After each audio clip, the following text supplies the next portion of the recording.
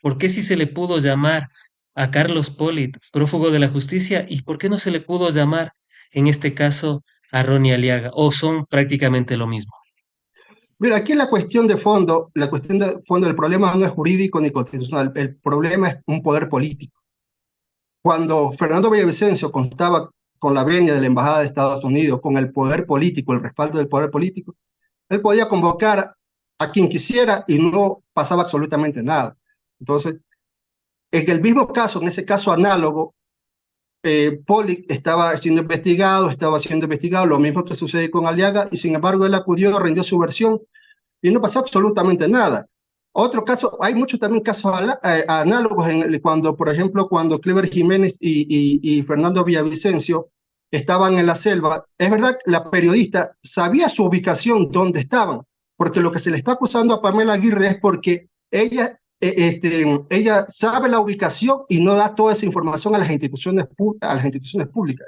En sí esa es la acusación que se le está haciendo a Pamela Aguirre. La periodista sabía la ubicación de Fernando Villavicencio.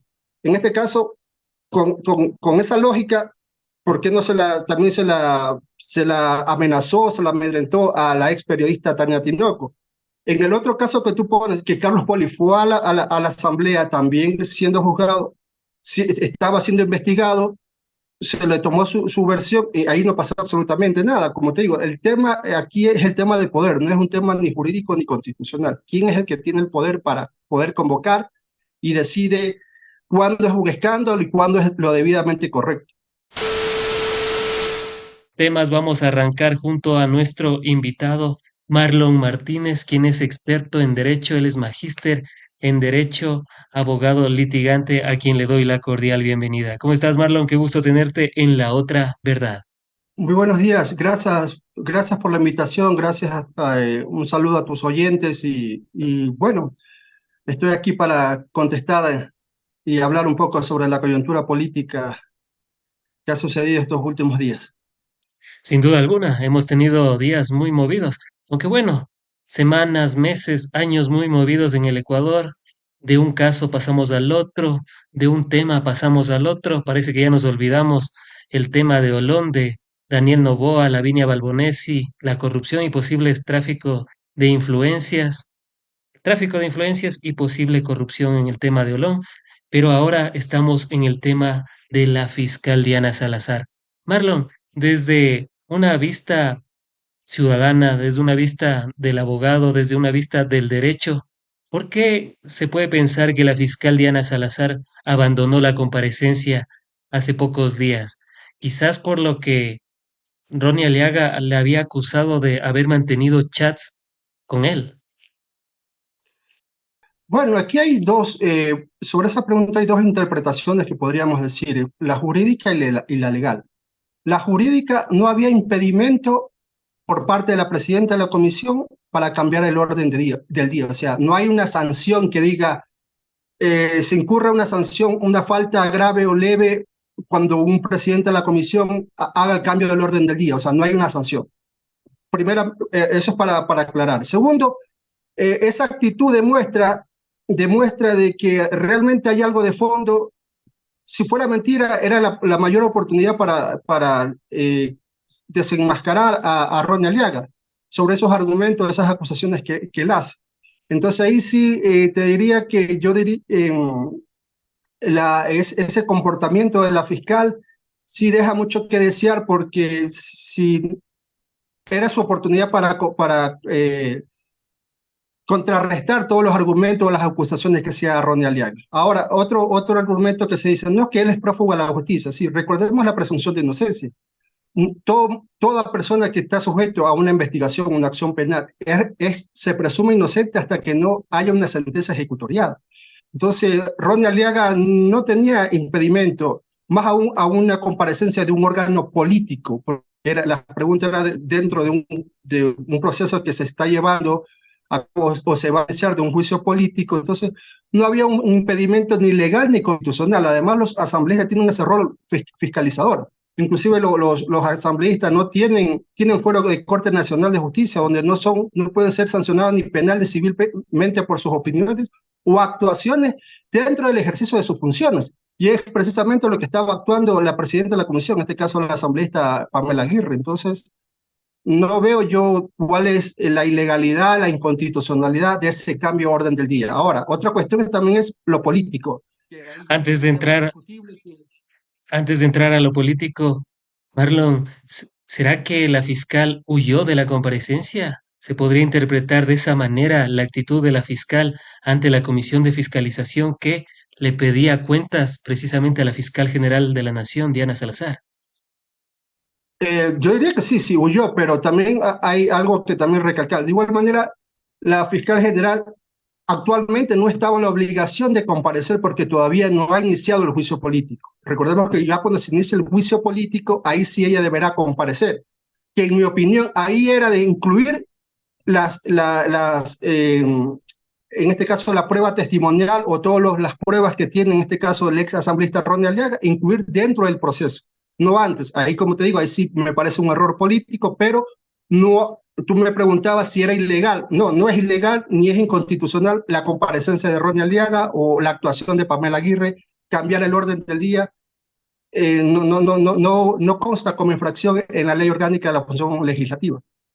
Entonces, hay un caso interesante también, el prófugo de la justicia, bueno, él sí prófugo de la justicia, Carlos Polit, cuando ya se estaba siguiendo el caso del ex Contralor General de la Nación, Carlos Polit, a él le pidieron la comparecencia, el entonces presidente de la Comisión de Fiscalización, Fernando Villavicencio, quien fue asesinado hace pocos meses. Al respecto, ¿hay alguna diferencia en estos dos casos? O sea, ¿por qué sí se le pudo llamar a Carlos Polit prófugo de la justicia y por qué no se le pudo llamar en este caso a Ronnie Aliaga? ¿O son prácticamente lo mismo? Mira, aquí la cuestión de fondo del problema no es jurídico ni constitucional, el problema es un poder político. Cuando Fernando Villavicencio contaba con la venia de la Embajada de Estados Unidos, con el poder político, el respaldo del poder político, él podía convocar a quien quisiera y no pasaba absolutamente nada. Entonces, en el mismo caso, en ese caso análogo, Poli estaba siendo investigado, lo mismo que sucede con Aliaga, y sin embargo él acudió, rindió su versión y no pasó absolutamente nada.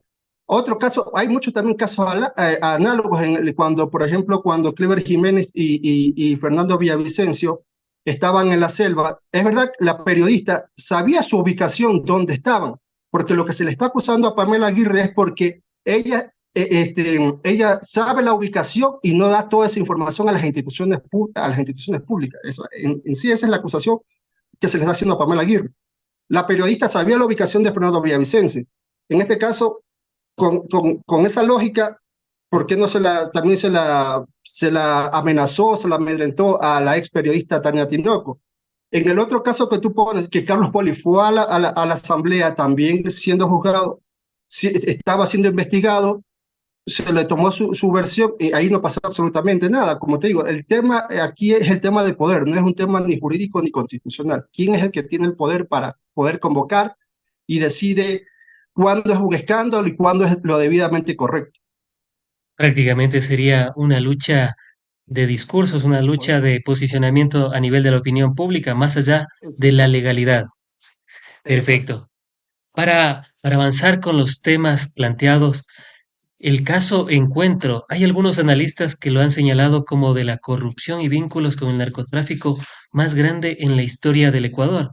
Un caso que vincula a Guillermo Lasso, el expresidente que estuvo al mando del país y que tuvo toda esta serie de círculos cercanos, Danilo Carrera, Rubén Cherres y Hernán Luque Lecaro, quien todavía esperamos que sea extraditado. Al respecto, Marlon, ¿qué decir en primer momento sobre de el caso Encuentro y cómo se lo ha estado trabajando a lo largo de este tiempo para después ir detallando cada uno de los actores?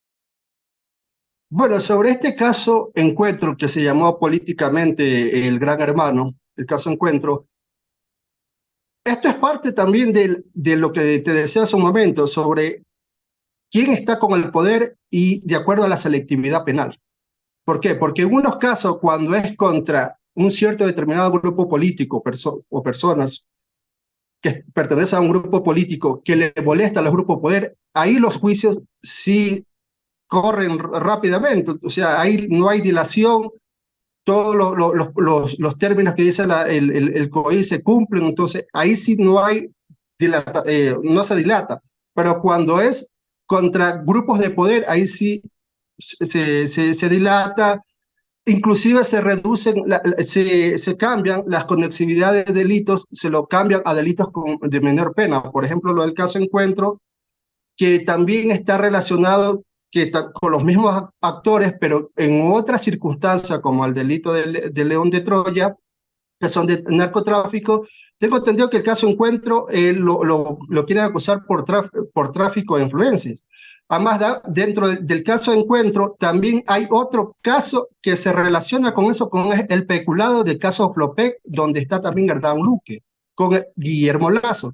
Entonces, Guillermo Lazo no solamente está inmiscuido en ese caso, en ese delito del caso Encuentro, donde hay tráfico de influencia, presunta delincuencia organizada. También está con el caso de peculado, que recordemos que el caso de peculado fue que dio paso para el juicio político por parte de la Corte Constitucional, que dio el dictamen favorable, donde se demostró que Guillermo Lazo sí sabía de la corrupción que hacía Hernán Luque, Rubén Cherres dentro de Flopec. Entonces, son algunos casos que Guillermo Lazo tiene demasiadas infracciones y ninguno corre el debido curso legal o la celeridad que corresponde cuando en otros casos, con otros personajes políticos de diferentes partidos políticos, ahí sí, inclusive hay sentencias inmediatas. Entonces, toda esta cuestión, como te digo, es una selectividad penal, todo es parte de la persecución selectiva que se hace a esta persona lo acuso, a este no, o a esta persona lo acuso, pero le rebajo la pena. Por ejemplo, en el caso del Encuentro, Sería una, lo han sería una fiscalía a la carta, sería una justicia Sí, a la la carta. Fiscalía, sí, la Fiscalía de la Carta. Recordemos que si tú revisas en las cárceles, ¿cuál es la clientela penal que está? O los pobres o ciertos eh, eh, eh, eh, opositores políticos. Pero nunca vemos dueño de un banco, nunca vemos el dueño de partidos políticos tradicionales, o son los que están de rango muy abajo, por ejemplo, el caso de Pablo Puentes, pero nunca tenemos al líder del Partido Social Cristiano o el propio Noboa, cuántas acusaciones tiene y sin embargo es presidente de la República. Entonces, es la selectividad penal que nosotros vemos y obviamente con esta fiscalía es muy evidente de que a ciertos personajes se lo persigue y también hay un abuso, amedrentamiento cuando no se someten a sus caprichos, podríamos decir, como el caso de Pamela Aguirre, cuando se le da 48 horas para que dé información de la ubicación, caso contrario le va a iniciar acción penal, desconociendo que es una asambleísta con fuero de corte penal, donde no es ni sancionada penal ni civilmente. Entonces, sí hay un abuso selectivo por parte de la Fiscalía.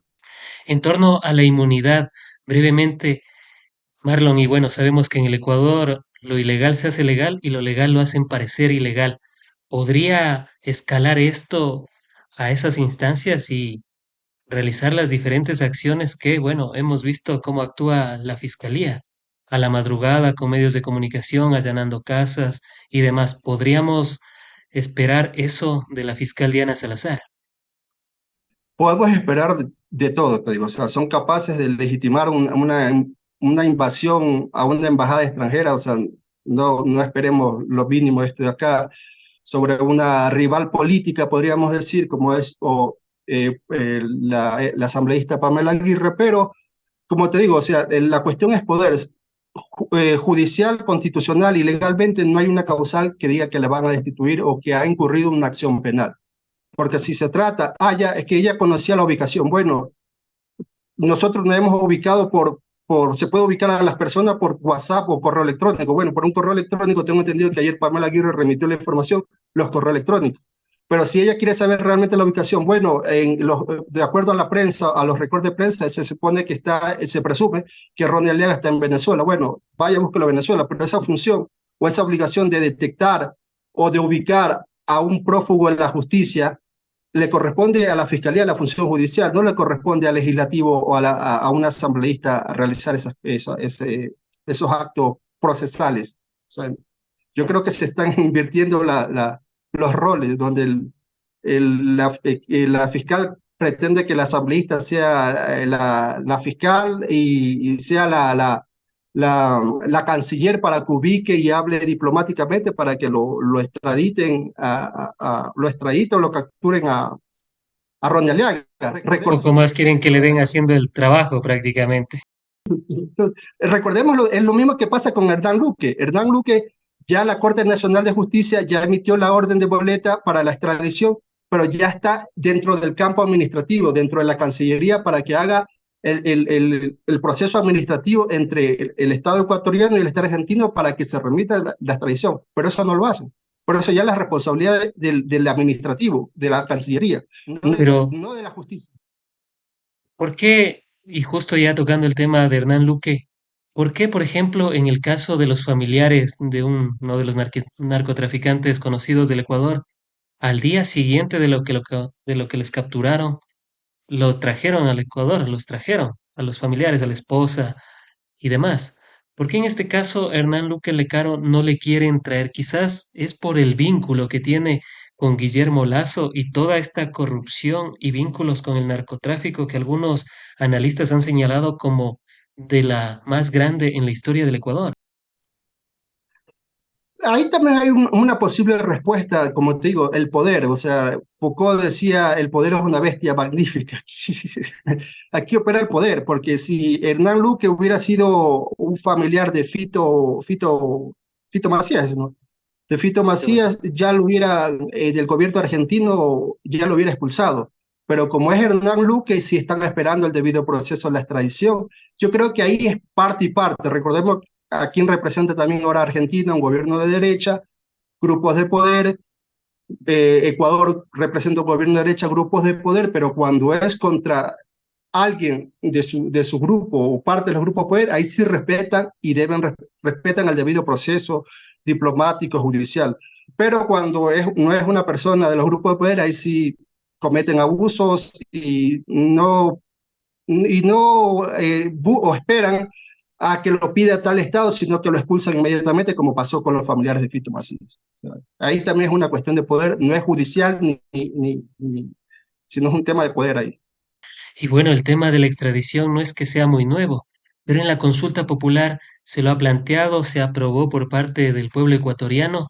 Marlon, al respecto, y a propósito de las demandas también que se han implantado desde México en contra de Daniel Noboa por el asalto que se dio a la embajada mexicana ubicada en Quito, Ecuador, el pasado 5 de abril.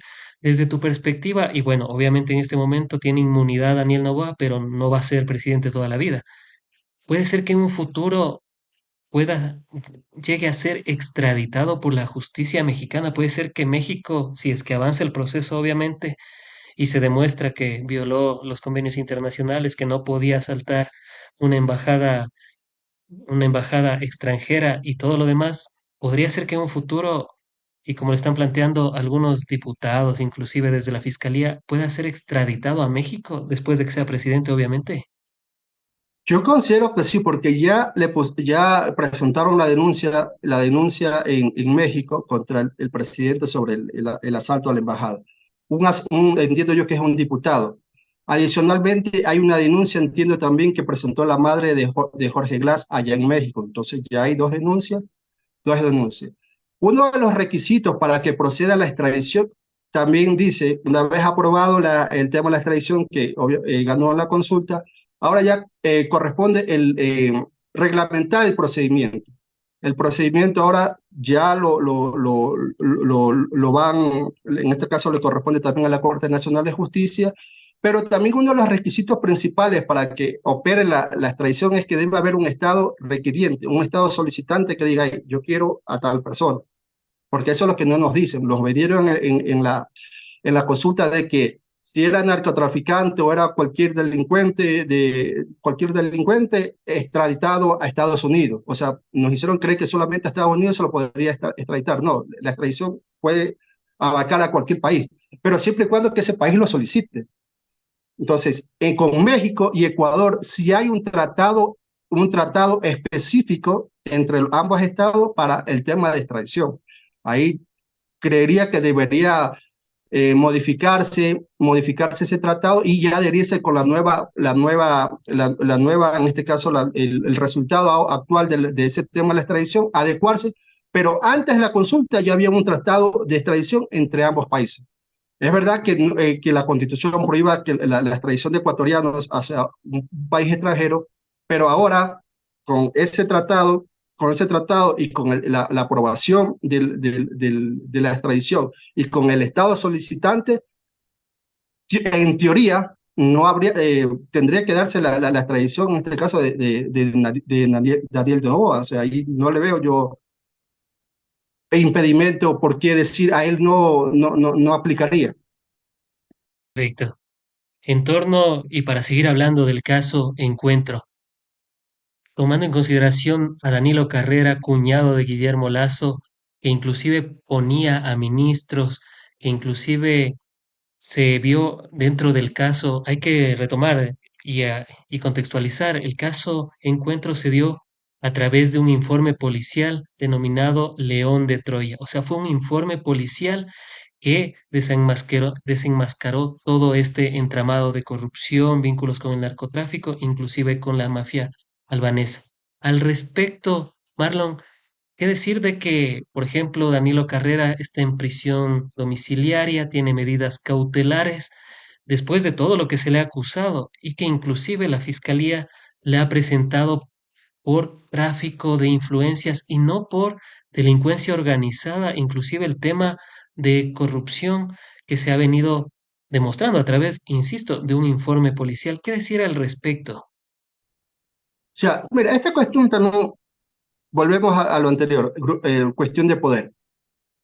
En el tema del caso Encuentro del León de Troya era un caso de narcotráfico que no solamente o sea, no solamente estaba dentro de esa organización, no solamente estaba Danilo Carrera, Rubén Cherres, sino también estaba la mafia albanesa.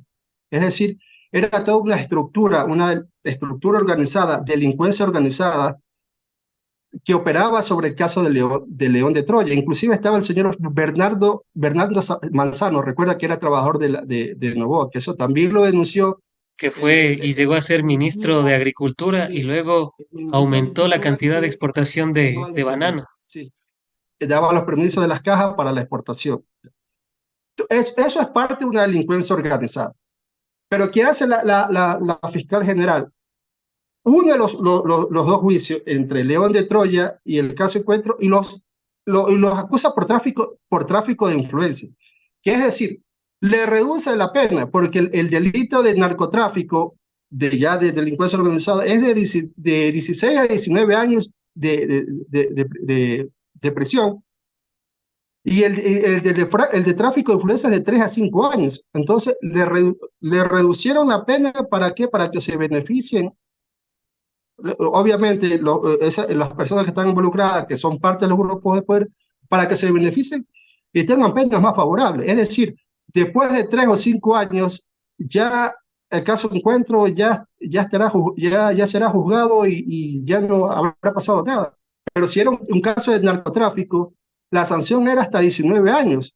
Es decir, recordemos que el tema de narcotráfico, delincuencia organizada, sí calificaría inclusive para un tema de extradición, pero un delito de tráfico de influencia no califica para un delito de extradición.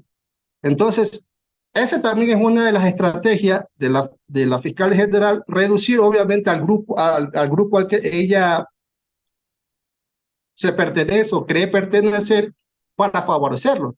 Pero seguramente si era un caso de narcotráfico con políticos que eran de la tendencia de la Revolución Ciudadana, tenlo por seguro que iba a pedir la máxima pena. Y ahora hubiera estado gestionando para que los extraditen en la embajada, para que los extraditen en Estados Unidos. Pero como es con los grupos de poder, ahí sí le reduce la infracción y lo está acusando por tráfico de influencia. Porque de igual manera es un delito tan grande que ya se le sale de las manos ya esconderlo. Entonces, tiene que acusar y calmar un poco la opinión pública, pero estratégicamente le baja la infracción a tráfico de influencia, o no los está favoreciendo, es una ganga penal que está haciendo. En torno a eso y haciendo el símil con el hijo de Verónica Abad y tomando en consideración que fue por un tráfico de influencias de cerca de $1.500 al que le acusan al hijo de la vicepresidenta Abad. Marlon, ¿qué decir al respecto? O sea, hablamos de un caso de corrupción emblemático de Danilo Carrera que lo ponen en prisión domiciliaria. ¿Y por qué a Verónica Abad, al hijo de Verónica Abad, le mandan a la cárcel 4, independientemente de lo que pensemos de Abad? ¿Por qué le Bueno, ahí mandan al sí, hijo a la cárcel, ahí sí a la puedo roca, mejor meterle dicho, no a la cárcel 4 sino a la roca? bueno, pero jurídicamente, constitucionalmente, Danilo Carrera sí le correspondería, por ejemplo, sobre el caso de al menos ahora por la investigación que se dan, la prisión domiciliaria. ¿Por qué? Por lo de la edad. Personas mayores de tercera edad, constitucionalmente se le da podríamos decir, este beneficio, esta medida cautelar, partiendo de eso.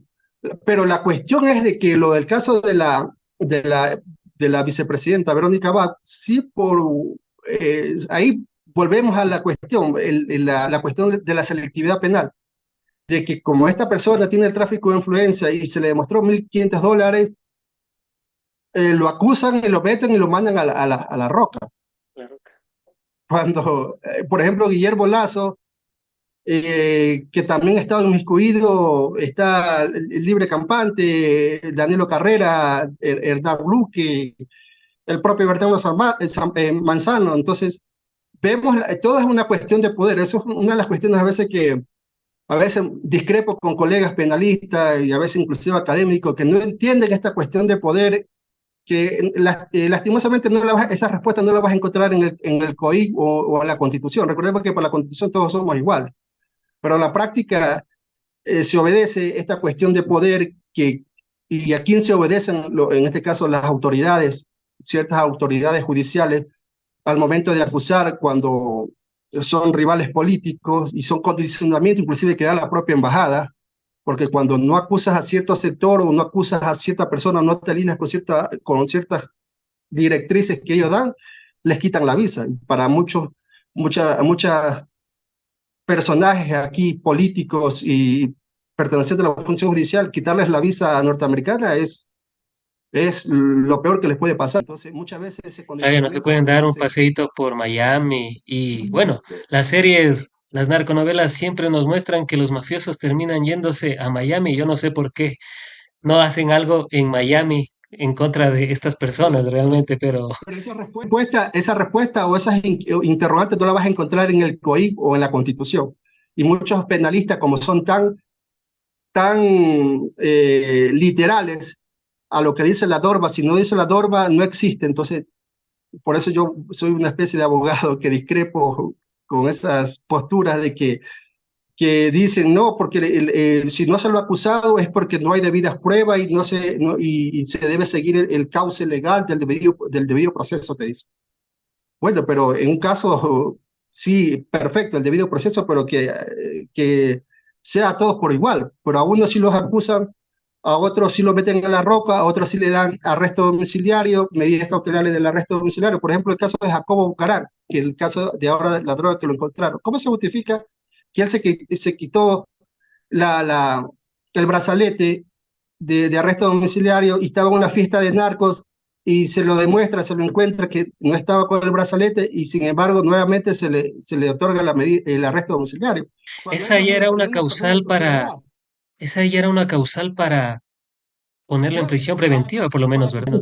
para que esté allá en la roca. Él sí debería estar en la roca porque estaba inclusive en una fiesta de narcos, o sea, narcotráfico. O sea, eso no está sujeto para arresto domiciliario a una persona que está en narcotráfico y que no es una persona de tercera edad o que no es una persona que está en una enfermedad catastrófica para que se justifique su arresto domiciliario. O sea, no. Entonces, como te digo, la selectividad penal a estas personas sí le dan arresto domiciliario, donde ya me parece demasiado burdo por parte de la Fiscalía General haberle dado arresto domiciliario a Jacobo Bucarán, que es joven, y sin embargo se lo encontró en una fiesta narco, pero sin embargo se ratificó su arresto domiciliario.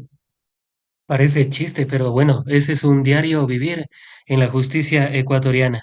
Y para continuar con los temas, bueno, parece que perdimos un momento la conexión. Vamos a retomarla en breves instantes. Perfecto. Antes de ello y aprovechando esta pausa, veo que están cientos de conectados en la mayoría de plataformas. Recuerden seguirnos a través de En Retrospectiva. Recuerden compartir las transmisiones que se da a través de En Retrospectiva, por supuesto, con el programa La Otra Verdad. Vamos a leer algunos de los comentarios que nos están llegando. Nos comentan, es brutal la persecución a los correístas de este gobierno corrupto e inepto. Nos comenta Mónica Mero Cedeño.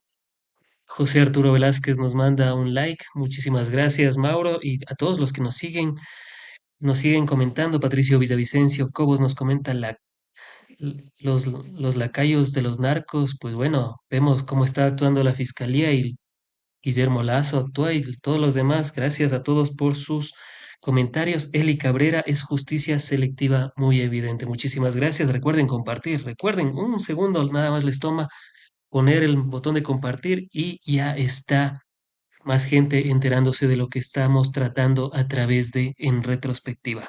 Vamos, bueno, finalizando con el tema del caso, sabemos que son muy profundos, esperamos en algún momento tratarlos uno por uno a profundidad, pero para hablar de Rubén Cherres, mejor amigo de Danilo Carrera, al que se le vinculó con la mafia albanesa y del cual se desprendió también este financiamiento de $1 millón que había recibido Guillermo Lazo, que había recibido su partido político, creo. Marlon, ¿qué decir al respecto? Se tiene las pruebas policiales, pero todavía vemos que a Creo, por ejemplo, le tienen como un partido que puede disputar todavía las elecciones.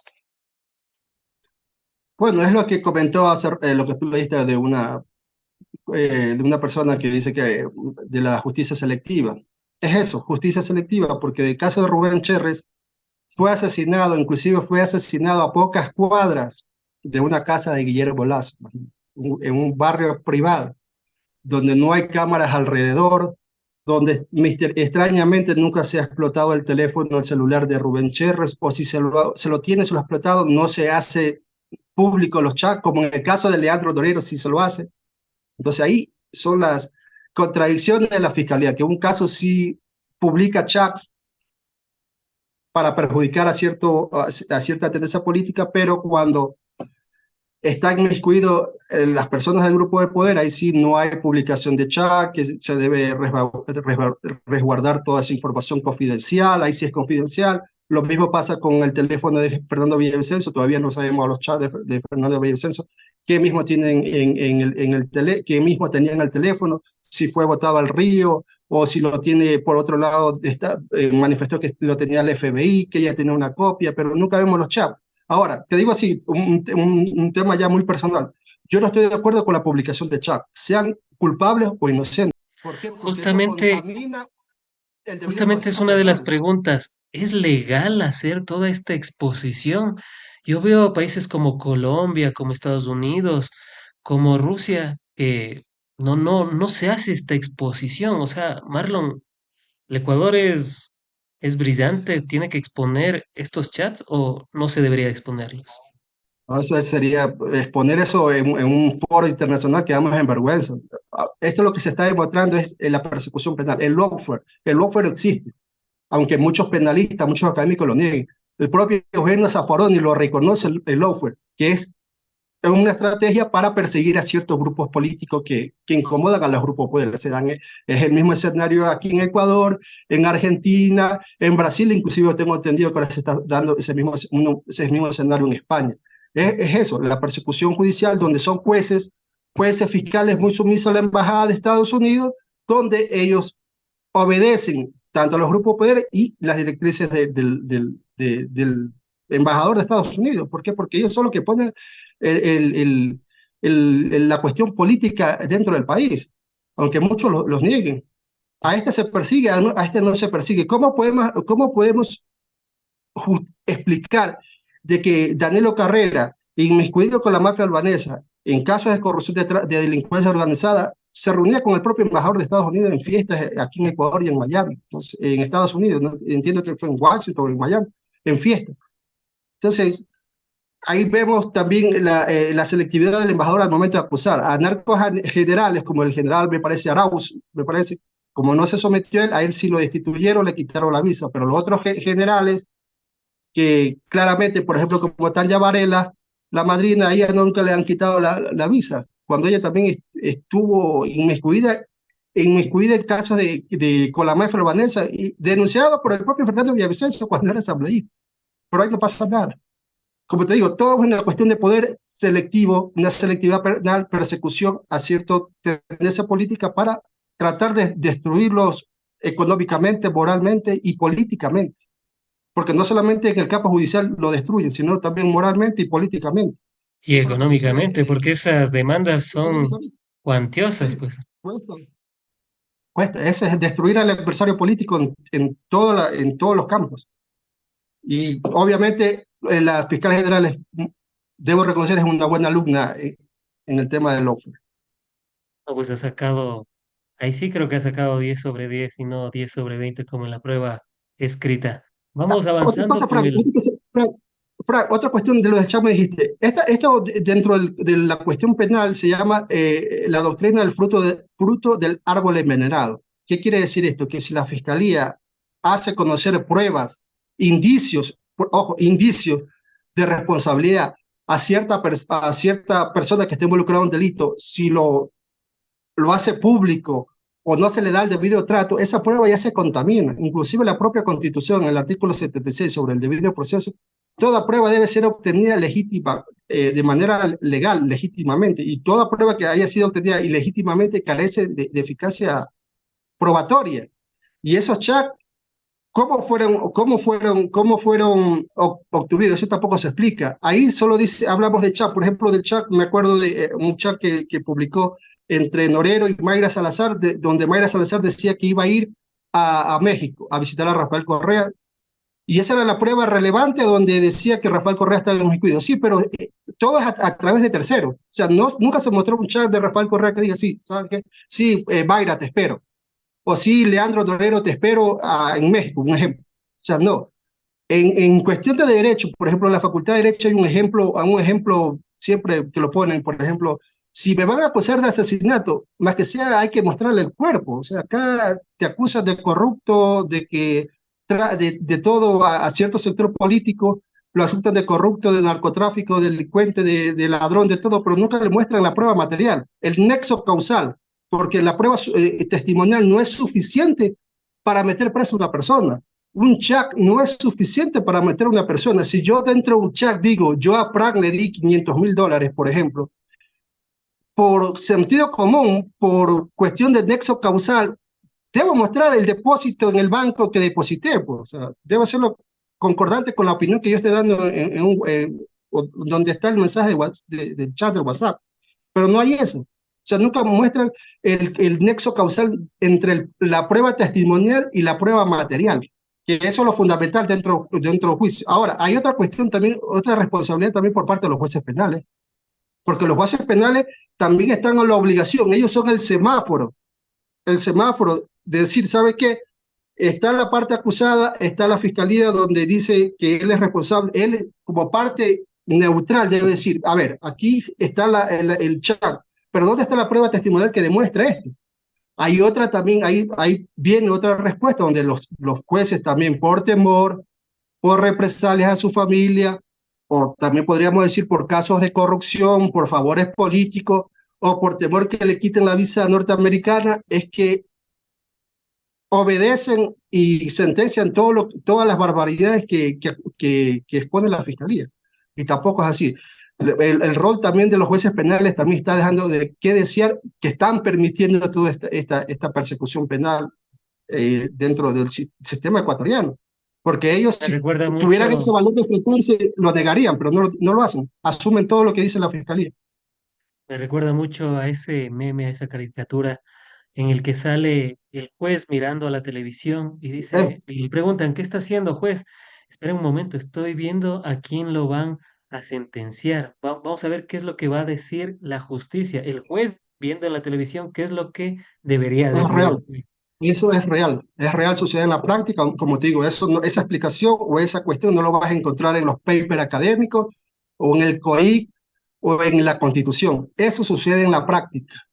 En la práctica. Es un poder oculto que nadie inclusive se atreve a decir. ¿Por qué? Porque temen a la represalia o temen a que lo tilden de cierto partido político, porque también hay esa estigmatización, se lo estigma a ciertos abogados académicos cuando dicen lo contrario de acuerdo a lo que ya está establecido dentro de la opinión pública. Entonces, que te caen. O sea, por ejemplo, yo cuando publico cosas, cuando no estoy de acuerdo con la opinión pública, cuando dice ¿qué sé yo? Pamela Aguirre debe ser destituida. Bueno, digo, no, Pamela Aguirre no debe ser destituida porque no hay una causal que diga por el cambio del orden del día se la debe destituir por haberle dado la palabra a un prófugo. Sí, bueno, y la presunción de inocencia, ¿dónde está?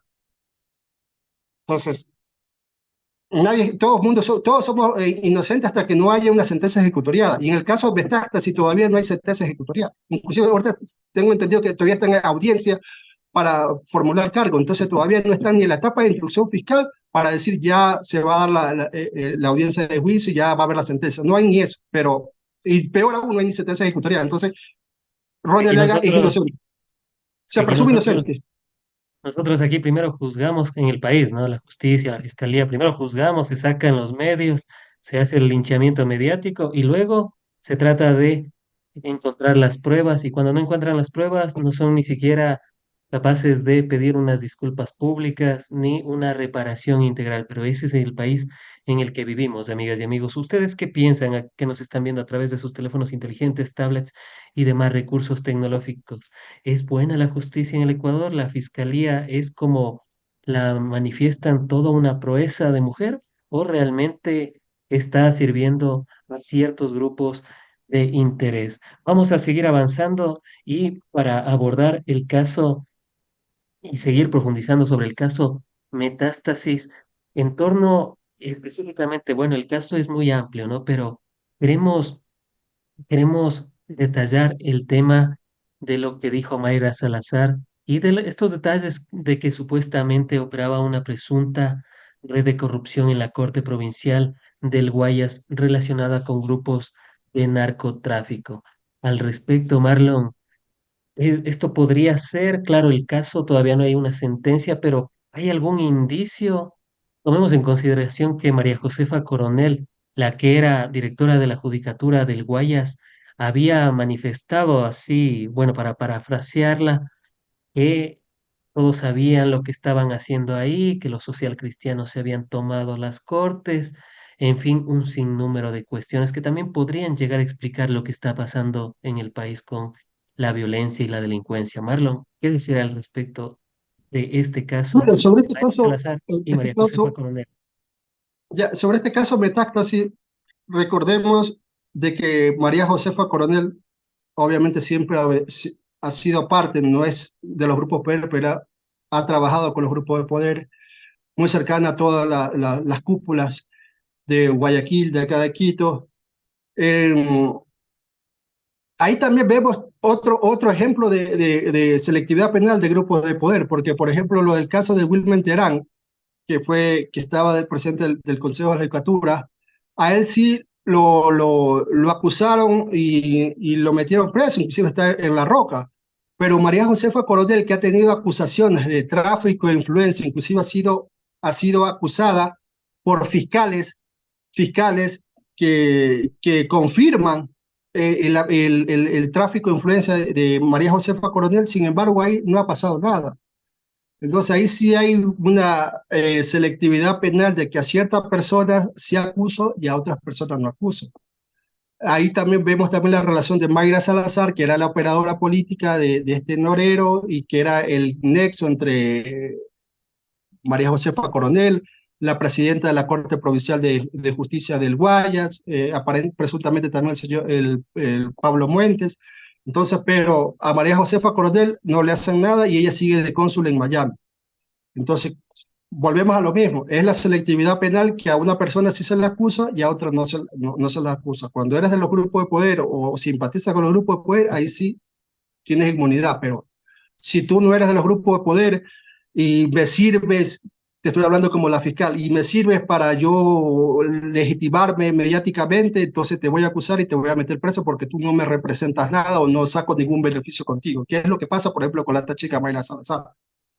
Podría Y ser este, podría ser este el premio que recibió María Josefa Coronel después de que, por ejemplo, el ex procurador Íñigo Salvador la había acusado a ella de tráfico de influencias en torno al caso de los hermanos Isaías, y por eso que se les revirtió algunos bienes, como por ejemplo TC Televisión y un hotel acá en la capital del Ecuador. ¿Podría ser eso también ese nexo que ha tenido la ex presentadora de televisión, luego representante de la justicia en el Guayas, y también con lo que ha pasado en torno al caso Metástasis? ¿Podría ser parte de, o digamos que son casos aislados?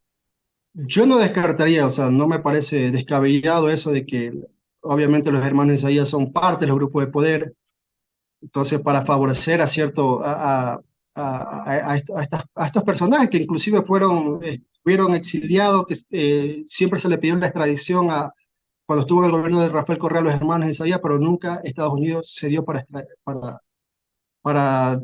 extraditarlos, o sea, nunca se dio eso. Entonces ahí también vemos la doble moral, que la extradición también es selectiva solamente a los incómodos, a un cierto grupo político, porque cuando es contra los grupos de poder, ahí sí no opera la extradición.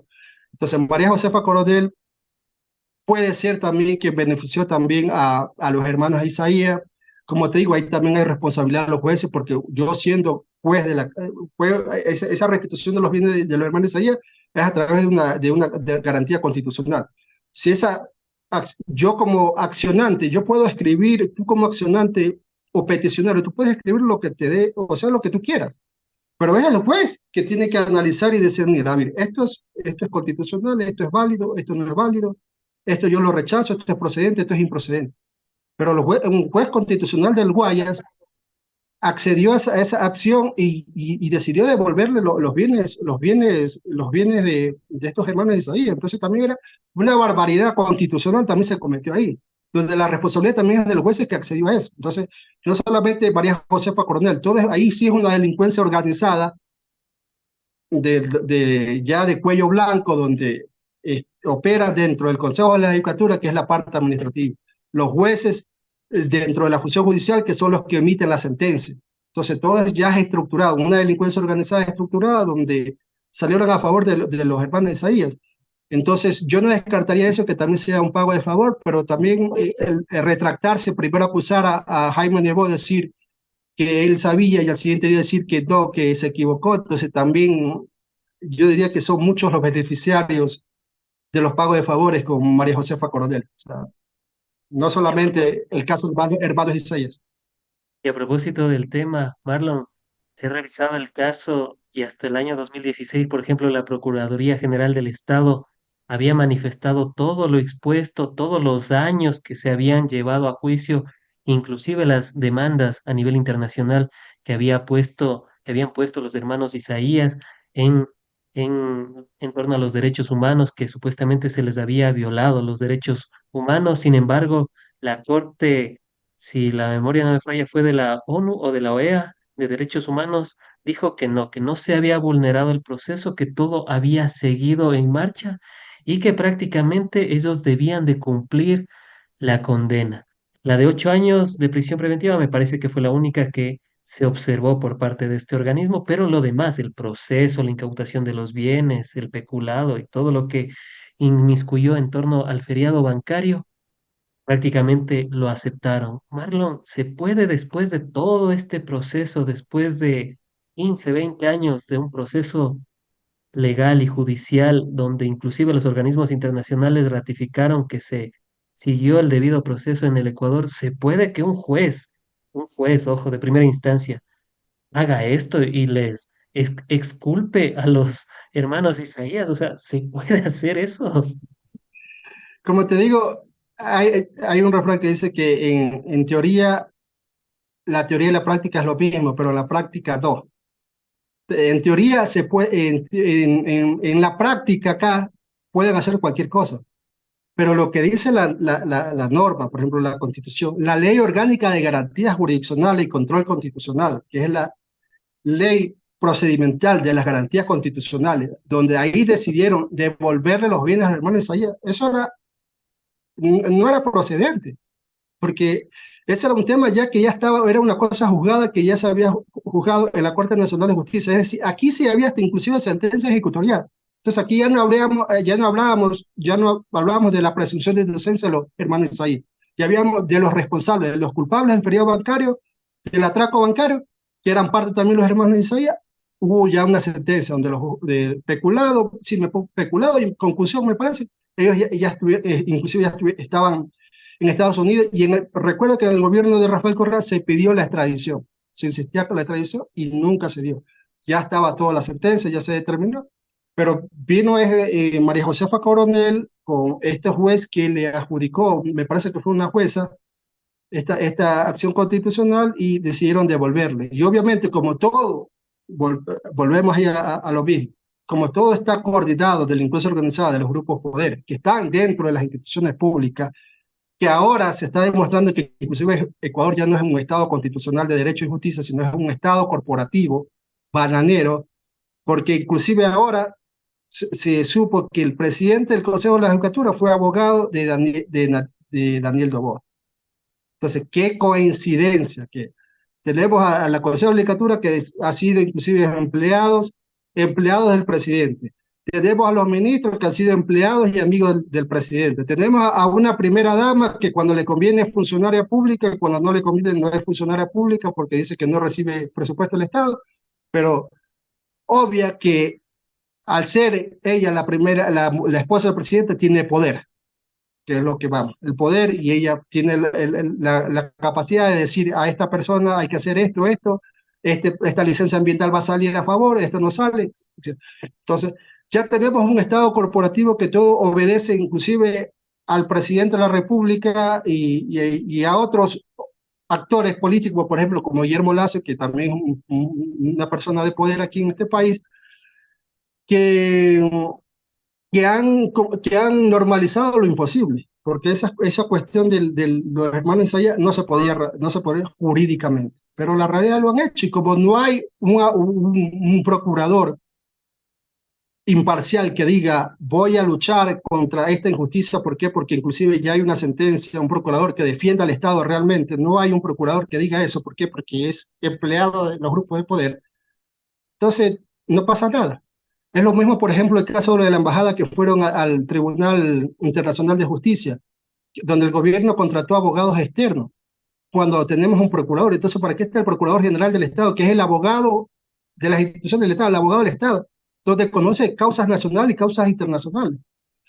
Ah, que no está capacitado, por eso se tuvo que contratar abogados externos. Bueno, esa cuestión no le corresponde al presidente, sino al procurador decidir. Si no estoy capacitado, bueno, yo sí contrato una asesoría, pero el representante debe ser el procurador, no abogados externos, pelucas que se pusieron a defendernos y haciendo parecer que eran del Tribunal Internacional cuando pertenecían a los abogados del Ecuador. Entonces, todo manipula y todo lo hacen a favor de su poder, y cuando ellos cometen barbaridad, ahí sí no pasa nada. Pero si Pamela Aguirre cambia el orden del día, es un escándalo. Entonces, quieren destitución. Entonces, todo De ahí sí es de que le acuerdo. caiga todo el peso de la ley. He escuchado, Claro, Cronfrey también dice que quiere algo ejemplificador. O sea, uno dice, wow, claro, y a procedimentalmente veces, no, pues, no es que haya incurrido en algún delito o algo por el estilo. Sin duda alguna, se ve en otros lados que ahí está el delito y no hacen mayor cosa. Para seguir avanzando, Marlon, y bueno, en honor a lo que hemos planteado en este día, en torno al caso de la madrina. En torno al caso de la madrina, y antes de empezar con ello, amigas y amigos, veo que seguimos con una buena conectividad. Ustedes recuerden compartir la transmisión a través de En Retrospectiva. Ya saben, este es un esfuerzo ciudadano para llevarles a ustedes esa otra parte de la verdad que no ha sido contada durante estos 7 años, pero que por supuesto llega gracias a los medios y canales digitales que se siguen sumando a esta propuesta de comunicación digital. En torno al caso La Madrina, Marlon, quisiera, quisiera tomar en consideración lo que se ha dado, ¿no? El caso La Madrina, la cúpula policial de Lenín Moreno y de Guillermo Lazo. O sea, estamos hablando de dos expresidentes que tuvieron esa cúpula policial. Y al respecto, Marlon, ¿era esto a lo que se refería el embajador Michael Fitzpatrick de los narcogenerales? ¿Era esto a lo que él hacía alusión años atrás? Eh, de que, a ver, no tengo elementos o pruebas para certificar que los narcos generales que se refería el embajador de Estados Unidos son los, precisamente Tanya Varela y los otros, pero de que hay corrupción de narcos generales, lo hay. Ahora, era obligación del Estado ecuatoriano en esa época de Guillermo Lazo de pedirle los nombres al embajador, porque qué Justo eso, casualidad justo eso, Marlon, uno se pregunta, primero, ¿un embajador puede hablar así de manera tan, no sé cómo decirlo, acusar. libre, acusar directamente al Estado ecuatoriano, meterse en los asuntos privados del Estado ecuatoriano, los asuntos soberanos? ¿Puede hacer eso un embajador? No, No puede ser. no es una causal de expulsarlo de la embajada o declararlo persona non grata. Sí, correcto, sería una causal para declararlo persona no grata. Obviamente, primero pedirle las explicaciones por qué de esos tipos de comentarios, pero si no tener una respuesta satisfactoria, proceder a la expulsión, porque es una intromisión claramente al sistema de justicia. Y ahí también vemos ahora la doble moral, el doble estándar. Cuando el fiscal acusó a narcos generales, dentro de la policía no pasó nada, pero si la Embajada de México le dio el asilo a Jorge Glass, que inclusive estando libre, porque no estaba, no es que el embajador de México fue a la cárcel a La Roca y lo sacó a Jorge Glass y lo llevó a la embajada. No, Jorge Glass llegó por su cuenta, solito, porque estaba en libertad, estaba en libertad.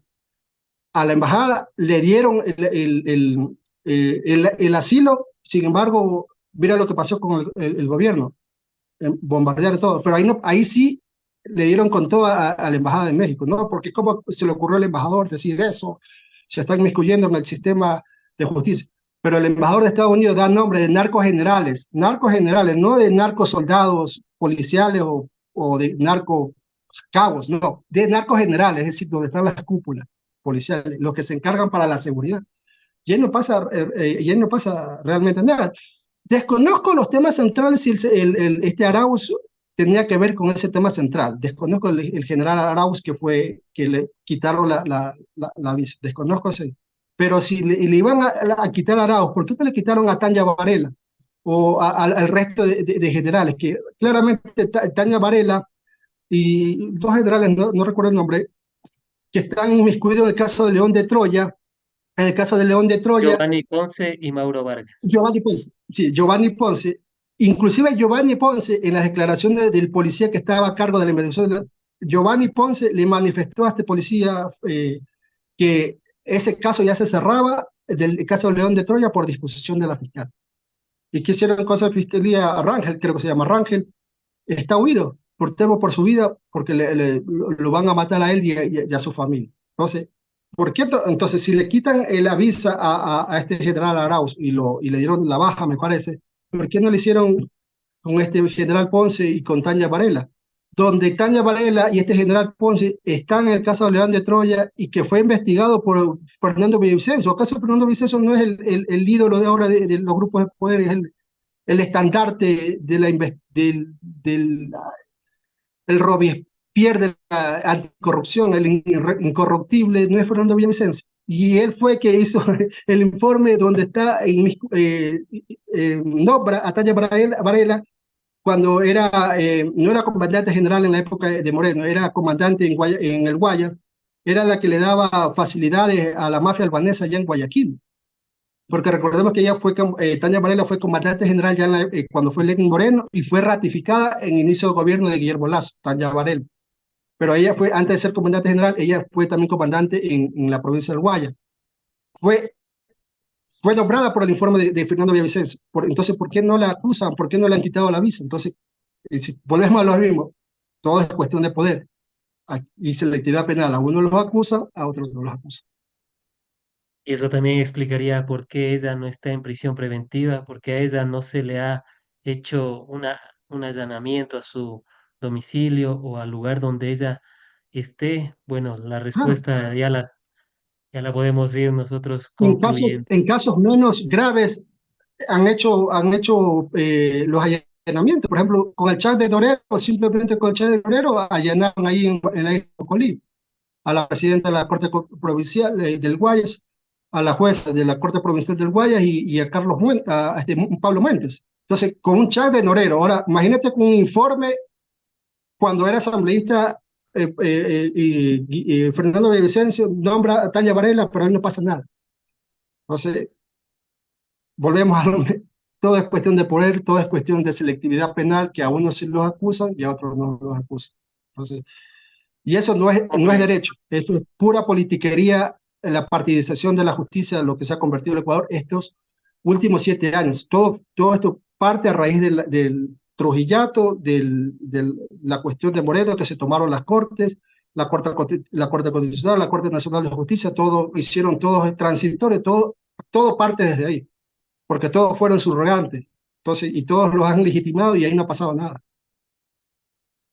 un hombre sabio solía decir que salvo el poder, todo lo demás es una mera ilusión. Y bueno, eso es lo que podríamos comprender ahora, porque el ciudadano de a pie no recibe justicia, no recibe una buena seguridad, no recibe una buena salud, no recibe una buena educación y en general no recibe un estado de bienestar, que era lo que se proyectaba hace ya tan solo 7 años. Marlon, antes de finalizar con el programa, sea también unas apreciaciones, porque me parece interesante, abogado, que Correa lo ven en todas partes. Yo no sé esa fijación que tienen, lo ven en la sopa, lo ven en las paredes. Solo hace falta que lo acusen de haber estado involucrado en la muerte de Atahualpa y quizás de haber ocasionado el terremoto del 16 de abril con el influjo psíquico. Yo no sé, Marlon, pero en el caso Encuentro también ya se lo está vinculando. Sin, inclusive dice que hay conversaciones con Víctor Arauz, con el ex general, de que supuestamente él le quería hacer candidato a la presidencia. Y no es la primera vez que escucho eso, ya creo que son unas 5 o 6 veces que escucho de diferentes actores, inclusive Armijos lo había manifestado que también supuestamente le había dicho a Correa que quiere ser el candidato del correísmo en torno a esto y que supuestamente también quería meterlos preso. Vamos a encontrar esa parte. Y quería meterlos preso, no me gusta equivocarme con los datos de aquí nomás, que quería que arrestaran a ex ministros y al ex presidente Lenín Moreno. Claro, aquí estaba el de comunicación de ese entonces, Michelena, y unas Michelena. personas más. Marlon, ¿se puede creer esto? ¿Se puede confiar en esta información de la fiscalía, de estos chats y de todo lo demás que se ha expuesto a la luz pública el día de ayer? No era confrontativo, bueno, Lenin Moreno. Entonces, si se lo hubiera querido meter preso, no se lo hubiera designado a Lenin Moreno. Una inconsistencia. Dos, volvemos a la estrategia de los chavos. Siempre es a terceros, que Correa quería meter preso a tal persona, que Correa quería hacer tal algo, o Correa quería hacer tal algo, pero siempre de terceras personas. Nunca vemos un chat del teléfono, el número de Correa diciendo sí, lo quería meter preso y a Lenin Moreno y al ministro tal. Inclusive dispongo qué sé yo, al ministro del Interior hacer la captura o que coordine con la fiscalía para que lo meta preso, qué sé yo. No, nunca hay esa prueba material. Como te decía hace rato, siempre hay la prueba testimonial, el chat, la prueba, podríamos decir, del chat escrita, pero nunca hay la prueba material que confirme esa cuestión. Por ejemplo, ahora, esa es una inconsistencia. Otra inconsistencia. La intención no es penalizada aquí en Ecuador. Yo puedo entender la intención de que metan preso al presidente, pero por eso no es un delito. O sea, aquí se quiere también hasta satanizar la intención, partiendo desde el punto de vista dentro de la lógica de ello. Pero como te digo, siempre hay el chat por tercero. Nunca hay un chat o un número de Rafael Correa que diga, sí, lo quería meter preso. O que diga, ¿sabe qué? ¿Dónde está la orden que emitió el oficio firmado aquí? Pues aquí está el oficio que le dispuso a la policía Rafael Correa para que meta preso a tal persona. O sea, nunca encontramos eso. Siempre, todo es show mediático para escandalizar, para tratar de legitimar, para tratar de quemar a un rival político que les gusta o no. Rafael Correa dentro de estos 7 años lo han mantenido ellos vigente, porque la memoria de Rafael Correa está viva dentro de un gran sector de la población, gracias a ellos, porque ellos son los que todos los días están alimentándonos de miedo, porque recuerda que el miedo vende, el miedo, el amarillismo, la crónica roja vende, y es lo que les da rating, sintonía a ellos. Y también es el otro temor de los grupos políticos, porque si llegara, por ejemplo, regresar a la revolución ciudadana, yo te aseguro que se podría hacer los trámites correspondientes para revertir, por ejemplo, la devolución de los bienes de los hermanos Isaías que se está dando.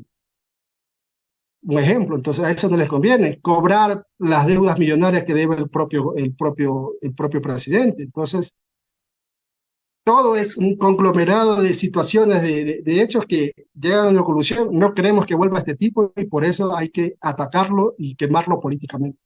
Pero Y en torno, logran lo contrario. y en torno al caso también se han manifestado unas supuestas conversaciones de Anderson Boscan y de una supuesta casa de $250,000 y de un pautaje de unos contratos con el gobierno que no se habían concretado. También respondería a esta misma lógica, Marlon, porque recordemos que Anderson Boscan fue el que develó el caso El Gran Padrino del cuñado de Guillermo Lazo, que luego se convirtió en el caso Encuentro, dicho sea de paso que también es a raíz de un informe policial el caso León de Troya. Puede ser que él también estuvo dentro del caso, no, no me explico, o sea, la ciudadanía no se Bueno, aquí en explicaría el caso eso, ¿no? también te digo, sí, dentro de la imparcialidad que debe reinar dentro del procedimiento penal, si Boscan está mencionada dentro de los chats, se debe demostrar la prueba material. ¿Dónde está el depósito? ¿Dónde está esos $200,000? Porque es la típica de las redes sociales, que los ladrones o el narcotráfico no te da la papeleta de depósito. Sí, bueno, pero más que sea, muéstrame dónde está el circuito de ese dinero o dónde está la casa o el bien inmueble que se haya comprado con ese dinero, que esté injustificado, pero nunca lo demuestra. O sea, en el chat dice que le dieron $200,000 a Bosca, pero no demuestra dónde está ese dinero o qué se hizo el destino con ese dinero. Porque otra de las lógicas es que los narcotraficantes no dan papeleta de votación, de papeleta de depósito, no dejan constancia. Bueno, demuestra dónde está cómo fue sacado ese dinero en los paraísos fiscales. ¿Cómo sí se ha demostrado cómo Lenín Moreno sacó dinero en el Panama Paper? ¿Cómo se demostró que Lazo sí tiene los paraísos fiscales en Delaware, en Estados Unidos, de la investigación? No recuerdo la última que salió de los paraísos fiscales? Fue el Panama Paper, el que salió Pandora Pandora Papers. Papers. Se demostró que ellos sí tienen el dinero. Entonces, ¿por qué a Lazo, o sea, Lazo y Moreno son brutos? No, o sea, es lo obvio que hay que demostrar la prueba material, la ruta del dinero. Entonces, demuestren, justifiquen la ruta del dinero de Boscan, que dice que se le han dado $200,000 en ese chat, ese indicio. Entonces, toca demostrar la prueba material dónde está esos 200,000. Una vez que ya encuentran esa prueba material y la prueba material, lo unen y ahí sí ya está la acusación. Ahí sí ya hay una prueba sólida, podríamos decir, para acusarlo y que sea sentenciado. Pero no hay eso. O sea, Boscan, de igual manera, Boscan no es de mi simpatía, pero actuando ya imparcialmente en un juicio, lo que falta siempre en estas acusaciones selectivas son la prueba material. Nunca está la prueba material y ese es el problema. O hay una prueba material insignificante donde acusan selectivamente. Por ejemplo, el caso del hijo de la vicepresidenta, donde se presuntamente fue por tráfico de influencia, le encontraron, parece, los $1,500 y lo vieron a la roca. Entonces ahí ya hubo una desproporcionalidad terrible. Entonces, en un caso hay desproporción, en otro caso no hay acusación, en otros casos la prueba material es inexistente. Entonces, y se acusa, como tú hace un momento decías, el estado de opinión. Primero se los acusa mediáticamente, se los lincha, y después verán si son inocentes, y ya cuando ya todo el mundo ya está el estigma ante la opinión pública. Prácticamente podría ser una vendetta por haber expuesto el caso León ¿No? de Troya, insisto, un informe policial que luego se lo llamó el caso El Gran Padrino del cuñado de Guillermo Lazo, Danilo Carrera, y que después se convirtió en el caso Encuentro, donde, insisto, Algunos analistas han manifestado que es de proporciones nunca antes vistas en temas de corrupción y narcotráfico. O sea, sería una vendetta política a quien expuso, en este caso Anderson Boscan. Podría ser eso, una vendetta política. Sí, yo considero que sí es una vendetta, pero también hay una cuestión de selectividad ahí, porque recordemos que si se lo acusa a Boscan, ¿por qué no se lo acusa a Vivanco? Ahí también hay una cuestión de poder. Vivanco, recordemos que es familiar, su familia, me parece que el tío o él, Antiza. eh, son de gente de poder de la oligarquía de aquí de Quito. Inclusive tengo entendido que el Vivanco era uno, el tío me parece fue el dueño del de la hora, que era secretario de León Febres Cordero. Entonces, a Vivanco sí lo excluye, ¿por qué? Porque él es de los grupos de poder, es de hombre de familia. Entonces, Es y de los a panas, por así Boscan, que es decirle. venezolano, bueno, así a ese sí hay que darle duro porque es venezolano. Entonces, por atrevido y haberse atrevido a investigar. Entonces, con la misma lógica, si lo acusaban o a Boscan también es que lo acusan a Vivanco, pero a Vivanco no le dicen nada. Entonces, trabajando en el mismo medio ambos. Entonces, eso no se explica, eso explica por qué acusan a uno y al otro no. Entonces, todo, como te digo, o sea, en conclusión, te digo, sí, yo te digo como abogado, como experiencia también en cuestiones penales, todo es una cuestión de poder, una cuestión de poder. Y la selectividad penal. Si tú revisas o ves las cárceles de Ecuador, o las cárceles inclusive de Latinoamérica, porque eso es un fenómeno latinoamericano, no es un fenómeno tampoco ecuatoriano. Los fenómenos latinoamericanos se ve, al menos se nota más burdamente, Antes, donde las antes de cárceles ello, son llenas. antes de ello, y bueno, como ya es una costumbre, y ya que estamos en las conclusiones, Marlon, ¿cuál sería la otra verdad de lo que hemos abordado a lo largo del programa? Sé que son varios temas, pero en general el tema de la justicia y de la ola de violencia que está viviendo el Ecuador. Adelante. Ya, lo que te podría decir es que la verdad es todo es una cuestión de una lucha de, podríamos decir, de interpretaciones. Obviamente prevalece la verdad, el que tiene más poder a través de los medios de comunicación, sus académicos, sus constitucionalistas, que legitiman ciertas barbaridades. Eso partamos del punto. Pero también hablamos de la verdad, que también tenemos que saber diferenciar entre la verdad procesal, lo que muestran dentro del juicio, sobre la verdad, podríamos decir, material. Realmente los hechos, lo que han sucedido. Y lastimosamente aquí en Ecuador, como te decía hace un momento, aquí en Ecuador, Latinoamérica, el sistema penal es muy selectivo. O sea, si tú revisas las cárceles están llenas de pobres, delincuentes pobres, que hacen delitos menos sofisticados que los personajes de grupo de cuello blanco. En los sectores bajos no hacen una cuenta offshore, no hacen un lavado de dinero de millones de dólares, hacen delitos grotescos. Entonces, eso para tener claro. Pero también tenemos una fiscalía que también obedece a grupos de poder donde claramente hay una persecución, un lawfare, donde un determinado grupo político debe ser, no sé si la palabra muy extremista es terminado, pero sí borrado de la cuestión política, y si toca destruirlos moralmente, económicamente y judicialmente, lo van a hacer.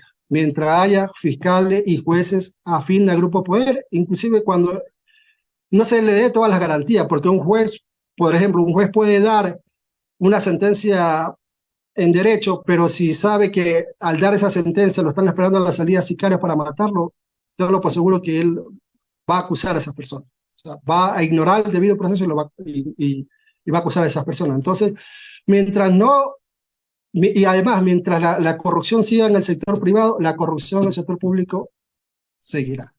Entonces, hay una conclusión es que ojalá que tengamos ya se dé otro giro político, porque esta cuestión también es política, se comience a hacer la inversión necesaria en los temas de seguridad, se lucha realmente con la delincuencia organizada, la delincuencia de cuello blanco, que está en plenamente impunidad. Y cuando ya se luche todo eso, yo creo que va a comenzar a verse esos temas de seguridad, como era antes en la época de Rafael Correa, les gusta o no a cualquiera, en la época de Rafael Correa no había las vacunas. Yo soy inclusive, te podría decir, yo soy de Quevedo, mi familia es de Quevedo. Yo ahora que yo voy a Quevedo me dicen, están secuestrados tal persona, hay las vacunas. Yo cuando vivía en Quevedo en mi adolescencia, jamás escuché eso de la vacuna. Sí, es verdad que había asesinatos, pero eran temas era temas poco, pero ahora es un tema ya, es un tema de conversación obligatoria dentro de las familias, al menos en la costa.